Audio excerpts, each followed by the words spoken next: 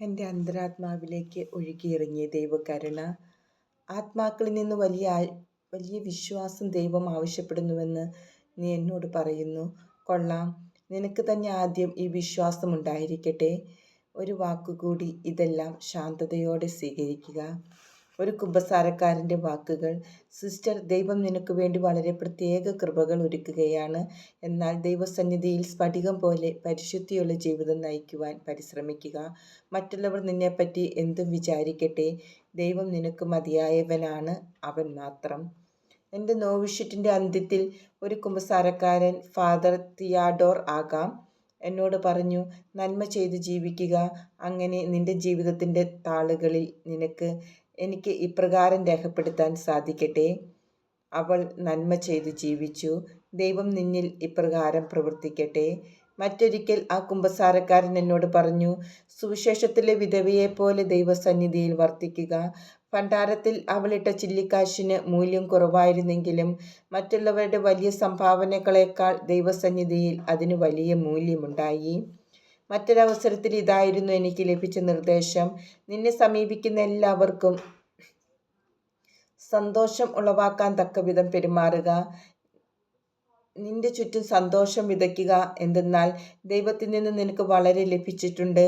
ഉദാരമായി മറ്റുള്ളവർക്കും കൊടുക്കുക. ഒരുപക്ഷെ അവർ നിന്റെ വസ്ത്രത്തിൻ്റെ വിളിമ്പിൽ ഒന്ന് തൊടുക മാത്രമേ ചെയ്തിട്ടുണ്ടാവുകയുള്ളൂ. എങ്കിലും ഹൃദയത്തിൽ സന്തോഷം നിറഞ്ഞവരായി നിന്റെ അടുക്കൽ നിന്ന് പോകട്ടെ. ഞാൻ നിന്നോട് ഇപ്പോൾ പറയുന്ന വാക്കുകൾ മനസ്സിൽ സൂക്ഷിക്കുക. വീണ്ടും മറ്റൊരിക്കൽ അദ്ദേഹം ഇങ്ങനെ പറഞ്ഞു, നിന്റെ വഞ്ചി ആഴത്തിലേക്ക് തള്ളി നീക്കാൻ ദൈവത്തെ അനുവദിക്കുക. ആന്തരിക ജീവിതത്തിൻ്റെ അളക്കാനാവാത്ത ആഴത്തിലേക്ക് അത് നയിക്കപ്പെടട്ടെ. നോവിഷ്യറ്റിൻ്റെ അവസാന ഘട്ടത്തിൽ മദർ ഡയറക്ടസുമായി മേരി ജോസഫ് ഉണ്ടായ സംഭാഷണത്തിൻ്റെ കുറച്ച് ഭാഗം. സിസ്റ്റർ, ലാളിത്യവും എളിമയും നിന്റെ ആത്മാവിൻ്റെ ഭൂഷണമായിരിക്കട്ടെ. എപ്പോഴും വിശ്വസിച്ചുകൊണ്ട്, എല്ലായ്പ്പോഴും എളിമയിലും നിഷ്കളങ്കതയിലും നിറഞ്ഞുകൊണ്ട്, എല്ലാറ്റിലും സംതൃപ്തയായി, എല്ലാ സാഹചര്യത്തിലും സന്തോഷിച്ചുകൊണ്ട് ഒരു കുഞ്ഞിനെ പോലെ ജീവിക്കുക. നിന്റെ എളിമയും നിഷ്കളങ്കതയും മൂലം മറ്റുള്ളവർ ഭയപ്പെടുന്നിടത്ത് നീ ശാന്തതയോടെ കടന്നു ചെല്ലും. സിസ്റ്റർ, നിന്റെ ജീവിതം മുഴുവൻ ഇതോർക്കുക: പർവ്വതങ്ങളിൽ നിന്ന് താഴ്വരകളിലേക്ക് വെള്ളം ഒഴുകുന്നത് പോലെ എളിമയുള്ള ആത്മാവിലേക്ക് ദൈവകൃപകൾ ഒഴുകിയെത്തുന്നു. ഓ എൻ്റെ ദൈവമേ, ഈ ആത്മീയ ശിശുത്വം നീ ആഗ്രഹിക്കുന്നുവെന്ന് എനിക്ക് നന്നായി അറിയാം. നിന്റെ പ്രതിനിധികളിലൂടെ നീ നിരന്തരം ഇത് എന്നിൽ നിന്ന് ആവശ്യപ്പെടുന്നു. എൻ്റെ സന്യസ്ത ജീവിതത്തിൻ്റെ ആരംഭത്തിൽ സഹനങ്ങളും പ്രതിസന്ധികളും എന്നെ ഭയപ്പെടുത്തുകയും നിരാശപ്പെടുത്തുകയും ചെയ്തു. അതിനാൽ ഞാൻ നിരന്തരം പ്രാർത്ഥിച്ചു കൊണ്ടിരുന്നു. എല്ലാ കാര്യങ്ങളിലും ദൈവത്തിരുമനസ്സ് നിറവേറ്റാനുള്ള ശക്തിക്കും പരിശുദ്ധാത്മാവിൻ്റെ കൃപയ്ക്കുമായി ഞാൻ അപേക്ഷിച്ചു. എന്തെന്നാൽ തുടക്കം മുതലേ എൻ്റെ ബലഹീനത ഞാൻ മനസ്സിലാക്കിയിരുന്നു. കർത്താവ് എൻ്റെ ഉൾക്കണ്ണുകൾ തുറന്നു തന്നതുകൊണ്ട് ഞാൻ എന്താണെന്നും നല്ലവണ്ണം അറിഞ്ഞിരുന്നു. ഞാൻ ദുരിതങ്ങളുടെ ഒരു ഗർത്തം തന്നെയായിരുന്നു. അതിനാൽ എന്നിലുണ്ടായിരുന്ന നന്മകളെല്ലാം പൂർണ്ണമായും അവിടുത്തെ കൃപയാണെന്ന് ഞാൻ അറിഞ്ഞു. എൻ്റെ ഈ ദുരിതാവസ്ഥയെക്കുറിച്ചുള്ള അറിവ് മൂലം അവിടുത്തെ കരുണയുടെ ആധിക്യത്തെ എനിക്ക് മനസ്സിലാക്കാൻ സാധിച്ചു. ഓ ദൈവമേ, എൻ്റെ ജീവിതത്തിൽ ഒരു കണ്ണാൽ ഞാൻ എൻ്റെ നികൃഷ്ടാവസ്ഥയെയും നീചത്വത്തെയും കാണുകയും മറ്റേ കണ്ണാൽ അവിടുത്തെ കരുണയുടെ ആഴം ദർശിക്കുകയും ചെയ്തു. ഓ എൻ്റെ ഈശോയെ, അങ്ങ് എൻ്റെ ജീവൻ്റെ ജീവനാണ്. അവിടുത്തെ നാമത്തിൻ്റെ മഹത്വമല്ലാതെ മറ്റൊന്നും ഞാൻ ആഗ്രഹിക്കുന്നില്ലെന്നും എല്ലാ ആത്മാക്കളും അവിടുത്തെ നന്മ അറിയണമെന്നത് മാത്രമാണ് എൻ്റെ ആഗ്രഹമെന്നും അങ്ങ് നന്നായി അറിയുന്നുവല്ലോ. ഈശോയെ, എന്തുകൊണ്ടാണ് ആത്മാക്കൾ അങ്ങയെ ഒഴിവാക്കുന്നത്? എനിക്കത് മനസ്സിലാകുന്നില്ല. ഓ ഈശോയെ, എൻ്റെ ഹൃദയത്തെ ചെറു കഷ്ണങ്ങളായി നുറുക്കി ഓരോ കഷ്ണവും ഒരു പൂർണ്ണ മുഴുഹൃദയമാക്കി അങ്ങയെ സ്നേഹിക്കാത്ത ഹൃദയങ്ങൾക്ക് വേണ്ടി അങ്ങേക്ക് സമർപ്പിക്കുവാൻ ഞാൻ ആഗ്രഹിക്കുന്നു. ഈശോയെ, എൻ്റെ ഓരോ തുള്ളി രക്തത്തിലും ഞാൻ അങ്ങയെ സ്നേഹിക്കുന്നു. എൻ്റെ സ്നേഹത്തിൻ്റെ ആത്മാർത്ഥത തെളിയിക്കാൻ സന്തോഷത്തോടെ എൻ്റെ രക്തം ചിന്താനും ഞാൻ സന്നദ്ധയാണ്. ഓ ദൈവമേ, അങ്ങയെ അറിയുന്തോറും അങ്ങ് എനിക്ക് അഗ്രാഹ്യനാണ്. എന്നാൽ ഓ ദൈവമേ, ഈ അഗ്രാഹ്യത അങ്ങ് എത്ര വലിയവനാണെന്ന് എന്നെ മനസ്സിലാക്കി തരുന്നു. ഓ നാഥ, അങ്ങയെ മനസ്സിലാക്കാൻ സാധിക്കാത്ത ഈ അവസ്ഥയാണ് എൻ്റെ ഹൃദയത്തെ നിനക്കായി വീണ്ടും ജ്വലിപ്പിക്കുന്നത്. ഓ ഈശോയെ, എൻ്റെ ആത്മീയ നയനങ്ങൾ അങ്ങയിൽ ഉറപ്പിക്കാൻ അങ്ങ് അനുവദിച്ച നിമിഷം മുതൽ ഞാൻ സമാധാനം കണ്ടെത്തുകയും സംതൃപ്തയാകുകയും ചെയ്തു. ഞാൻ മറ്റൊന്നും ആഗ്രഹിക്കുന്നില്ല. എൻ്റെ ആത്മാവ് എൻ്റെ സ്നേഹത്തിൻ്റെ ലക്ഷ്യമായ അങ്ങയിൽ ലയിച്ച നിമിഷം ഞാൻ എൻ്റെ ലക്ഷ്യം കണ്ടെത്തി. അങ്ങയോട് ഉപമിക്കുമ്പോൾ എല്ലാം ശൂന്യമാണ്.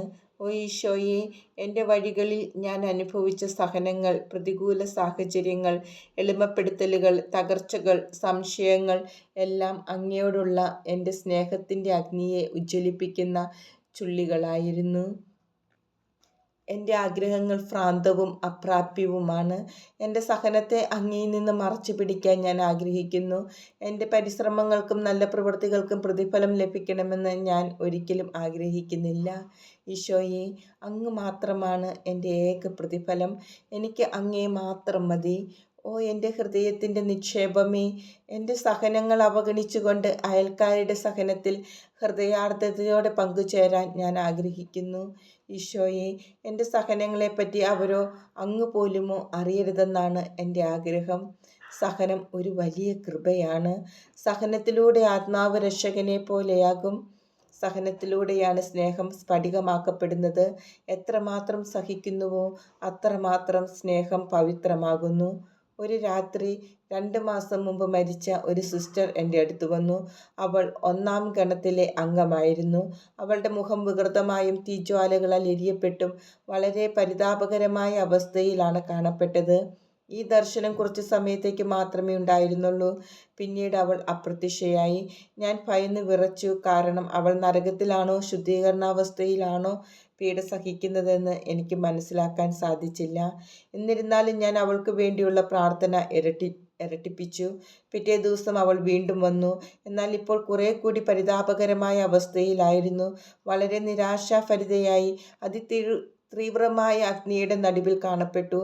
അവൾക്ക് വേണ്ടി പ്രാർത്ഥിച്ചതിനു ശേഷവും അവളെ കൂടുതൽ മോശമായ അവസ്ഥയിൽ കണ്ടതിനാൽ ഞാൻ വിസ്മയിച്ചുകൊണ്ട് ചോദിച്ചു, എൻ്റെ പ്രാർത്ഥനകൾ നിന്നെ സഹായിച്ചില്ലേ? എൻ്റെ പ്രാർത്ഥനകൾ അവളെ സഹായിച്ചില്ല എന്ന് തന്നെയല്ല, അവളെ സഹായിക്കാൻ സാധ്യവുമല്ല എന്നവൾ മറുപടി പറഞ്ഞു. ഞാൻ അവളോട് ചോദിച്ചു, നമ്മുടെ സമൂഹം മുഴുവനും നിനക്ക് വേണ്ടി ചെയ്ത പ്രാർത്ഥനകളും നിനക്ക് സഹായകമായില്ലേ? അവൾ പറഞ്ഞു, ഇല്ല, അത് മറ്റു പല ആത്മാക്കളുടെ രക്ഷയെ സഹായിച്ചു. സിസ്റ്റർ, എൻ്റെ പ്രാർത്ഥനകൾ നിന്നെ സഹായിക്കുന്നില്ലെങ്കിൽ എൻ്റെ അടുത്ത് ഇനി വരരുത് എന്ന് ഞാൻ പറഞ്ഞു. ഉടനെ തന്നെ അവൾ അപ്രത്യക്ഷയായി. ഇങ്ങനെ പറഞ്ഞെങ്കിലും ഞാൻ അവൾക്ക് വേണ്ടി പ്രാർത്ഥിച്ചുകൊണ്ടിരുന്നു. വളരെ നാളുകൾക്ക് ശേഷം ഒരു രാത്രി അവൾ വീണ്ടും എൻ്റെ അടുക്കൽ വന്നു. അപ്പോഴേക്കും അവളുടെ രൂപം വ്യത്യാസപ്പെട്ടിരുന്നു. മുമ്പുണ്ടായിരുന്നതുപോലെ അഗ്നിജ്വാലകളില്ലായിരുന്നു. ശോഭയേറിയ മുഖത്തോടും സന്തോഷഭരിതമായ കണ്ണുകളോടും കൂടിയാണ് അവൾ വന്നത്. എനിക്ക് സഹോദരങ്ങളോട് യഥാർത്ഥ സ്നേഹമുണ്ടെന്നും എൻ്റെ പ്രാർത്ഥന ധാരാളം ആത്മാക്കൾക്ക് പ്രയോജനം ചെയ്യുന്നുണ്ടെന്നും ശുദ്ധീകരണാത്മാക്കൾക്ക് വേണ്ടിയുള്ള പ്രാർത്ഥന ഒരിക്കലും നിർത്തരുതെന്നും അവൾ പറഞ്ഞു. അവൾ അവിടെ അധികനാൾ കിടക്കേണ്ടതില്ലെന്നും അവൾ അറിയിച്ചു. ദൈവകൽപ്പിതങ്ങൾ എത്ര വിസ്മയകരമാണ്. 1933 ഒരവസരത്തിൽ ഈ വാക്കുകൾ എൻ്റെ അന്തരാത്മാവിൽ ഞാൻ കേട്ടു. നിന്റെ രാജ്യത്തിനു വേണ്ടി ഒരു നൊവേന ചൊല്ലുക. അത് സകല വിശുദ്ധരുടെയും ലുത്തിനിയെ ചൊല്ലിയുള്ള നൊവേനയായിരിക്കണം. നിന്റെ കുമ്പസാരക്കാരനോട് ഫാദർ സോപ്പോച്കോ അല്ലെങ്കിൽ ഫാദർ ആൻഡ്രാഷ് ആയിരിക്കാം. അനുവാദം വാങ്ങുക. എൻ്റെ അടുത്ത കുമ്പസാരത്തിൽ എനിക്ക് അനുവാദം ലഭിച്ചു. അന്ന് വൈകുന്നേരം തന്നെ ഞാൻ നൊവേന ആരംഭിച്ചു. ലുത്തിനിയായുടെ അവസരത്തിൽ ഒരു വലിയ പ്രകാശത്തിൻ്റെ നടുവിൽ ദൈവപിതാവിനെ ഞാൻ കണ്ടു.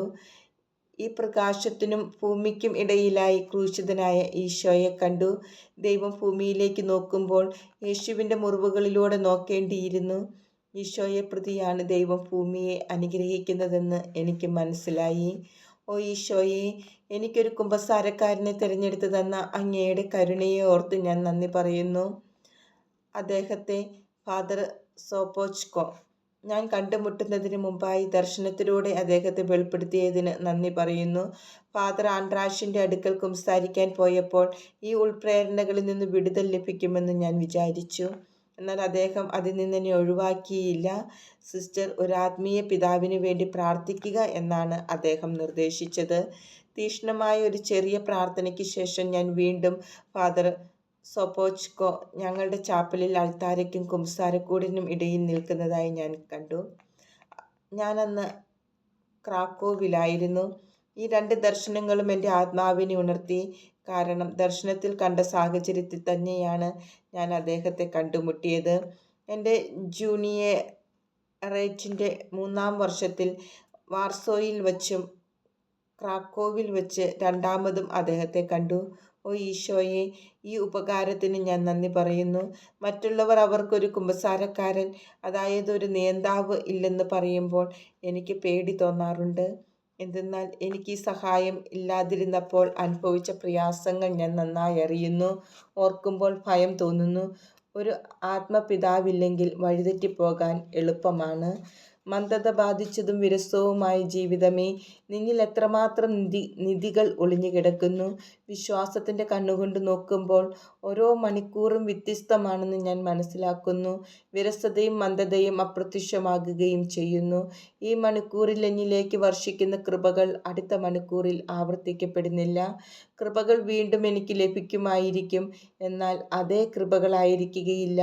കടന്നു പോകുന്ന നിമിഷങ്ങൾ ഒരിക്കലും മടങ്ങി വരുന്നില്ല.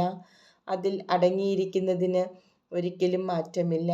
നിത്യതയ്ക്കു വേണ്ടി അത് മുദ്ര വയ്ക്കപ്പെട്ടിരിക്കുന്നു. ദൈവം ഫാദർ സൊപോച്കോയെ വളരെ സ്നേഹിക്കുന്നുണ്ടാകണം. ചില സമയങ്ങളിൽ ദൈവം അദ്ദേഹത്തെ അത്രമാത്രം സംരക്ഷിക്കുന്നത് കണ്ടിട്ടാണ് ഞാനിത് പറയുന്നത്. ദൈവത്തിന് ഇപ്രകാരം തിരഞ്ഞെടുക്കപ്പെട്ടവരുണ്ടെന്ന് അറിയുമ്പോൾ ഞാൻ വളരെ സന്തോഷിക്കുന്നു.